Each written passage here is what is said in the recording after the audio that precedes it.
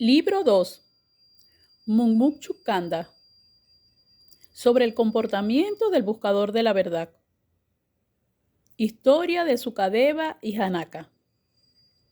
Vishwamitra dijo en ese momento: Rama, has alcanzado la sabiduría y nada te queda por conocer. Sin embargo, tu conocimiento necesita una confirmación exterior, como el autoconocimiento de Suka. Precisó la confirmación de Janaka para encontrar la paz de la perfecta sabiduría. Rama preguntó entonces: te ruego que me expliques por qué Suka no encontraba la paz a pesar de su conocimiento y cómo llegó a conseguirla con la ayuda de Janaka. Vishwamitra contestó amablemente: escucha, Rama, voy a contarte la sugestiva historia del sabio Suka, hijo de Vyasa, que en este momento está sentado junto a tu propio padre. Igual que tú, Sukadeva había captado la verdad de la existencia después de una profunda meditación sobre la precariedad del mundo. Pero como se trataba de un conocimiento autodidacta, aunque había alcanzado un extremo desapego hacia las cosas del mundo, no podía estar seguro de que esa fuera la verdad. Un día, Suka se acercó a su padre y le preguntó: Señor, ¿cómo ha surgido este mundo y cómo llegará a su fin? Vyasa le dio una minuciosa explicación del tema, pero Suka pensaba para sus adentros: todo eso ya lo sé. No es nada nuevo para mí. Y no mostraba mayor interés. Vyasa se dio cuenta de ello y dijo a Suka: hijo mío, esto es todo lo que sé. Solo el rey Janaka puede enseñarte algo más sobre este tema. Ve en su busca y preséntale tus respetos. Suka fue al palacio de Janaka, que se hallaba en la ciudad de Videka, pie del monte Meru. Los guardias informaron al rey de la llegada del joven, pero Janaka no le prestó atención durante una semana, y Suka esperó pacientemente en el exterior del edificio a que el monarca le abriera sus puertas. La semana siguiente, Janaka permitió a Suka entrar en el palacio, pero no le recibió, sino que le retuvo en unos aposentos rodeado de músicos y bailarinas, por los que Suka mostraba una total indiferencia. A la tercera semana, Suka fue conducido a la presencia real y Janaka le dijo: ya sabes la verdad. ¿Qué quieres que te explique yo?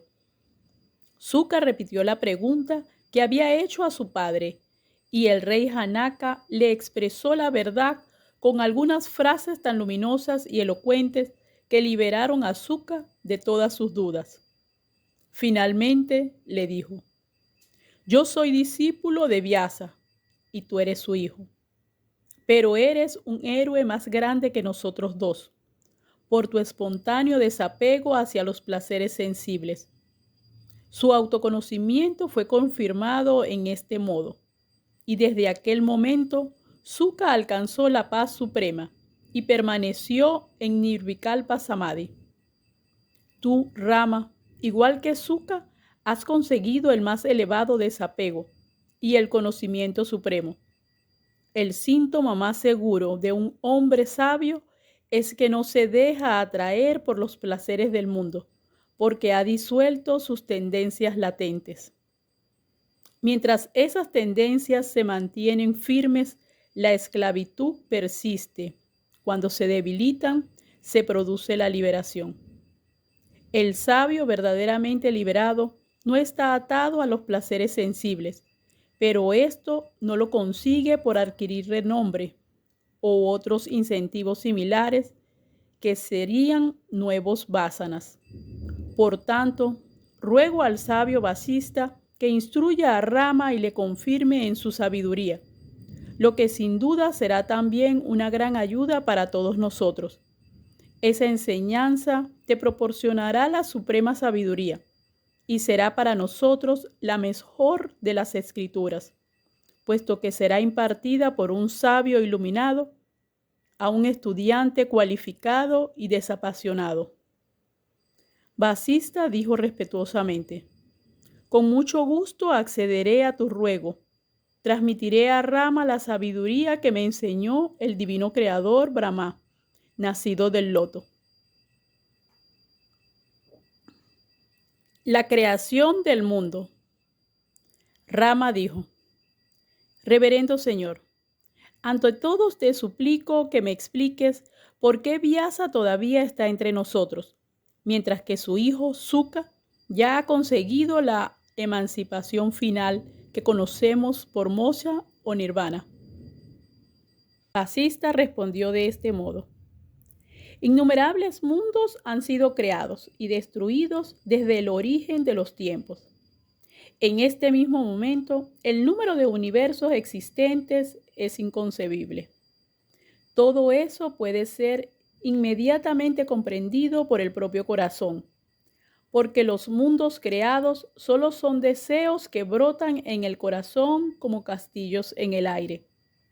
Los seres vivos evocan esos mundos en su corazón y mientras están vivos permanecen sujetos a la ilusión que ellos mismos imaginan.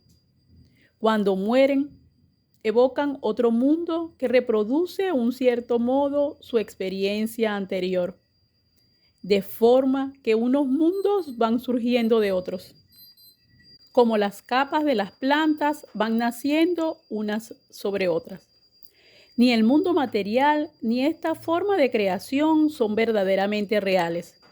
Sin embargo, tanto el vivo como el muerto piensan y sienten que son reales. El engaño solo se prolonga por la ignorancia de la verdad. En este océano cósmico de existencia, brotan por todas partes infinidad de seres iguales y diferentes. Vyasa está en el nivel 23 del curso de su existencia, como otros muchos sabios. Tiene que sufrir todavía varias reencarnaciones con cuerpos iguales y diferentes. En la actual reencarnación, Vyasa es sin duda un sabio liberado, pero los sabios también se reencarnan muchas veces y desempeñan en este mundo papeles muy diversos. Ha habido varios Vyasa y muchos Valmikis, como diversos Brihis y Agastias, a lo largo de estos ciclos cósmicos. Lo mismo que el agua, quieta o en movimiento, siempre es agua. La sabiduría de los liberados permanece idéntica a pesar de su aspecto exterior, cambiante. Ese aspecto solo parece real a los ojos del ignorante. Elogio del propio esfuerzo frente al fatalismo. Escucha bien lo que voy a decirte, Rama, porque esta enseñanza puede liberarte para siempre de la oscuridad de la ignorancia. La liberación que se puede conseguir en este mundo solo se obtiene por nuestro propio esfuerzo. Cuando encontramos dificultades para conseguirlo, es obvio que no hemos puesto empeño suficiente. Lo que llamamos destino es algo ficticio, que no puede demostrarse en modo alguno. El propio esfuerzo, Rama, es una acción mental, verbal y física, conforme a la instrucción de los santos versados en las Escrituras. Solo por un esfuerzo de este tipo llegó Indra a ser el rey de los cielos, Brahma a ser el creador y las demás divinidades a desempeñar su papel en el cosmos. Hay dos tipos de esfuerzo personal: el que es conforme a la ley y a las escrituras, y el que es contrario a estas enseñanzas. Lo que llamamos destino solo es el eco del esfuerzo realizado en pasadas reencarnaciones. En la vida presente, siempre hay conflicto entre las acciones pasadas y las presentes, pero en todo momento prevalece la acción más potente y decidida. El esfuerzo personal no conforme con las escrituras solo está motivado por la ignorancia, con el fin de obtener ventajas personales. Cuando encontramos dificultad en realizar el esfuerzo correcto, debemos examinarlo con rigor y comprobar si se trata de una acción ilusoria, en cuyo caso tenemos que corregirla de inmediato, para no envilecernos aún más. La acción correcta en el momento presente es más poderosa que ninguna de las pasadas.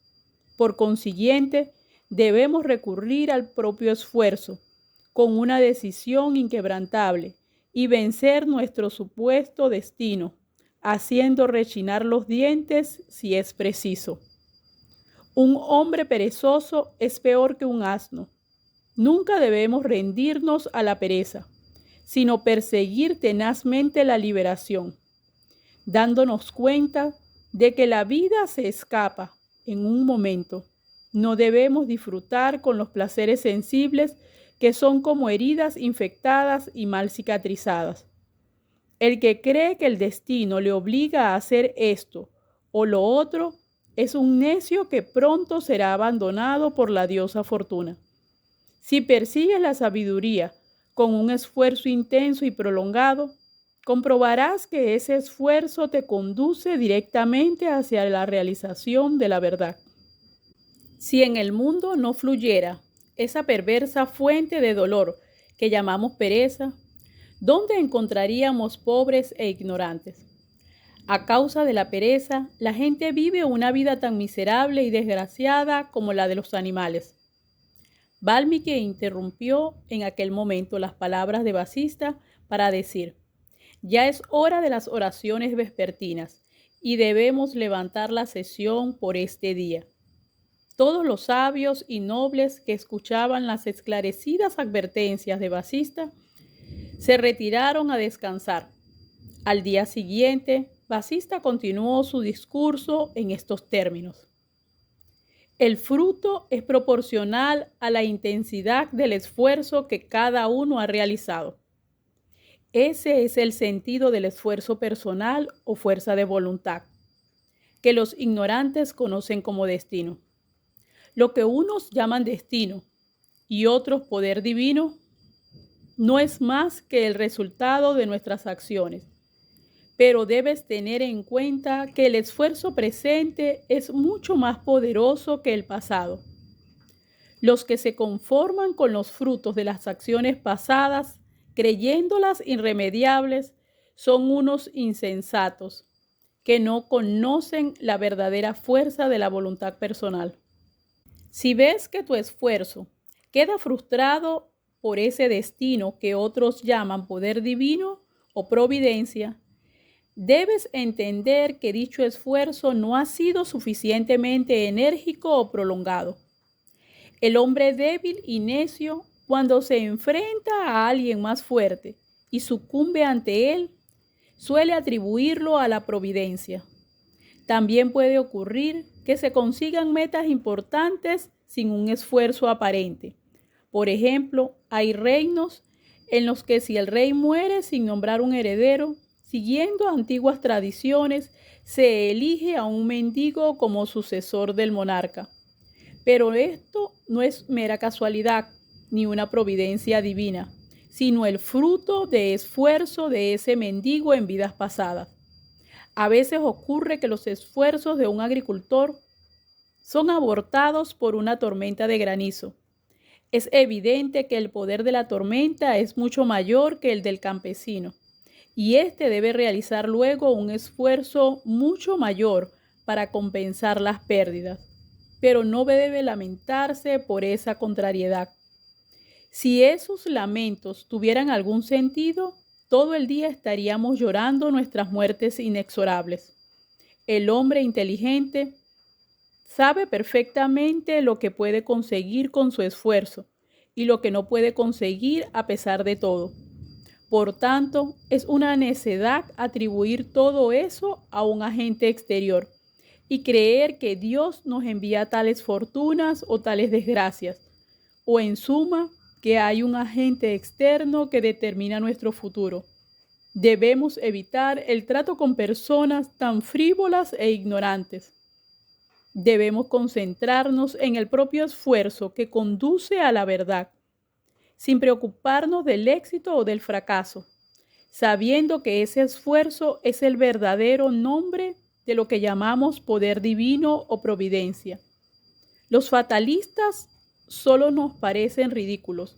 El verdadero esfuerzo brota del conocimiento correcto que nace en nuestro corazón cuando hemos recibido la enseñanza de las Escrituras y los consejos de los hombres santos. Con el cuerpo sano y la mente despejada, querido Rama, debes aplicarte con tesón para no volver a renacer en este mundo.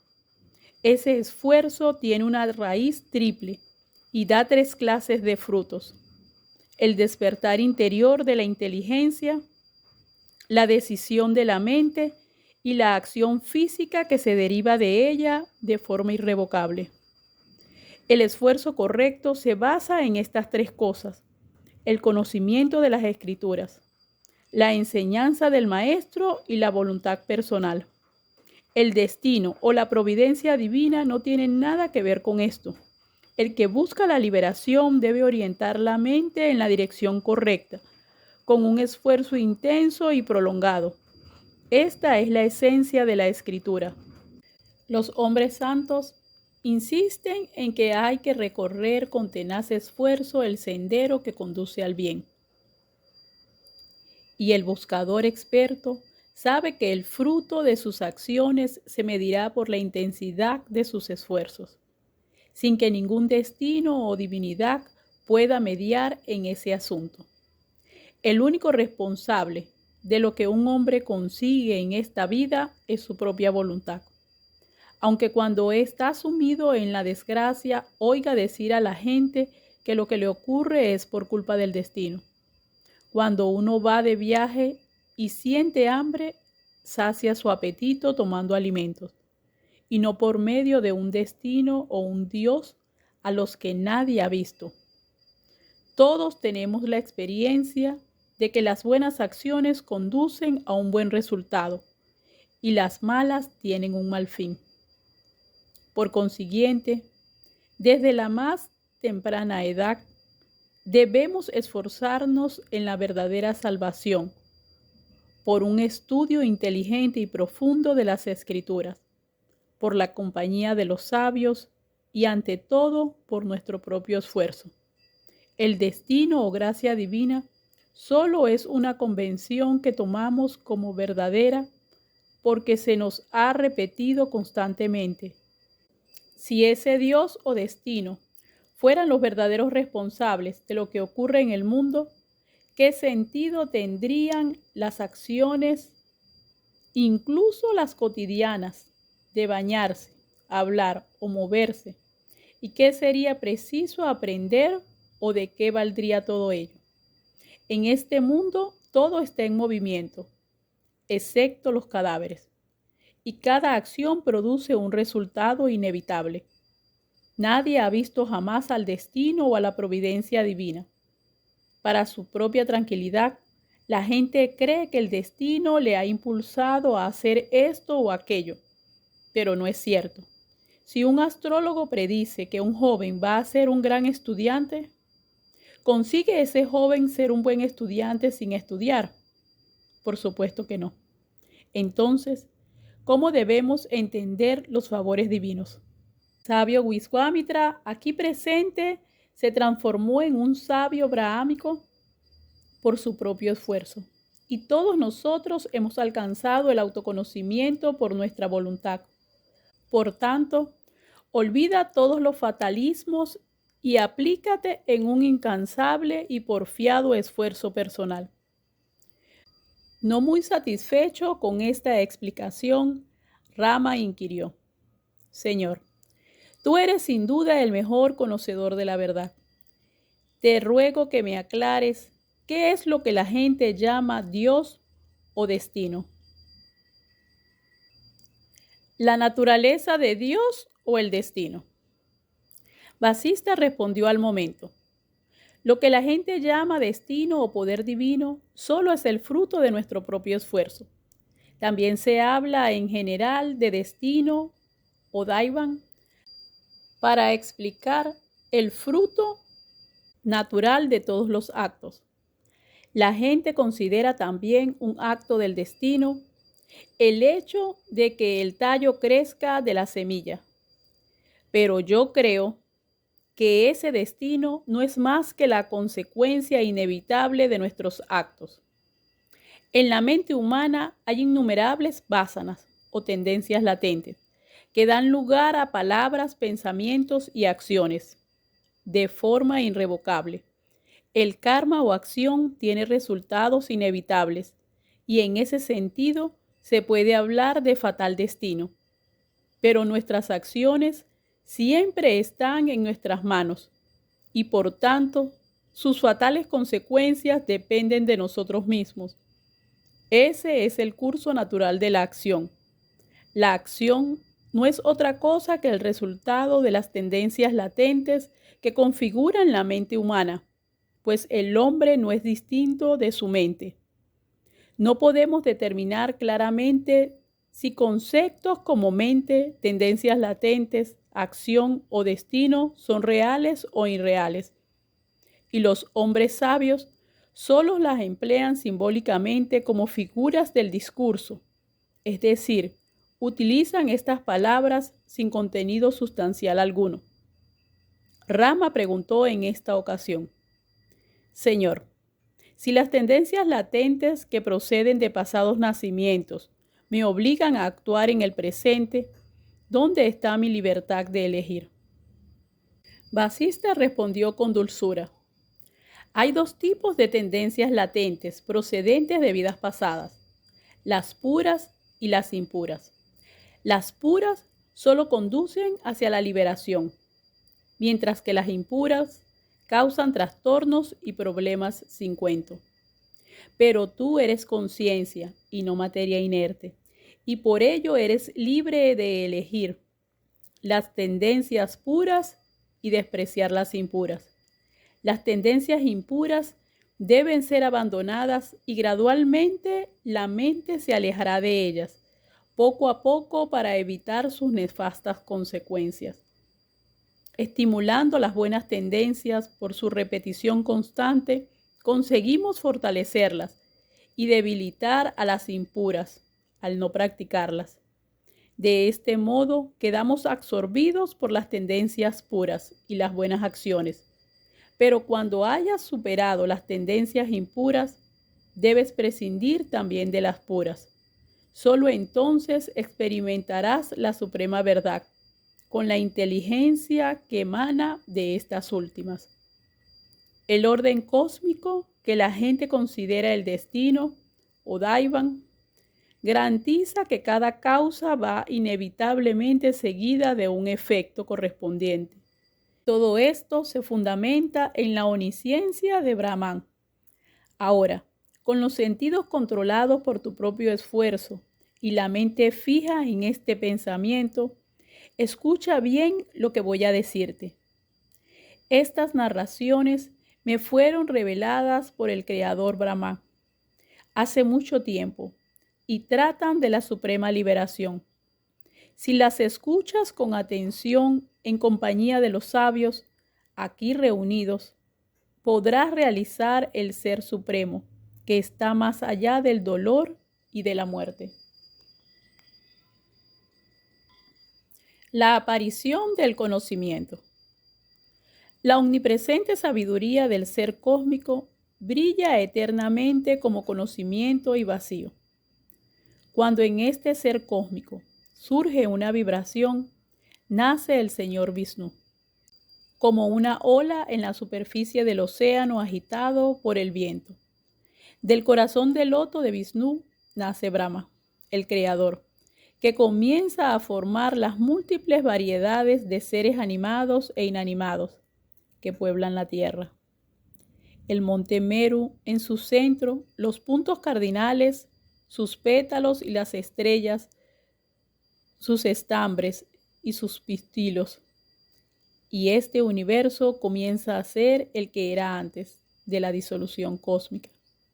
El Creador vio en todos los seres vivos del universo, sujetos al dolor y al sufrimiento, a la enfermedad y a la muerte. Sintió compasión de ellos e intentó trazar un camino por el que pudieran superar su aflicción. Con esa intención estableció los centros de peregrinación y las nobles virtudes, como la conducta de austeridad y el comportamiento correcto. Pero todavía fueron insuficientes.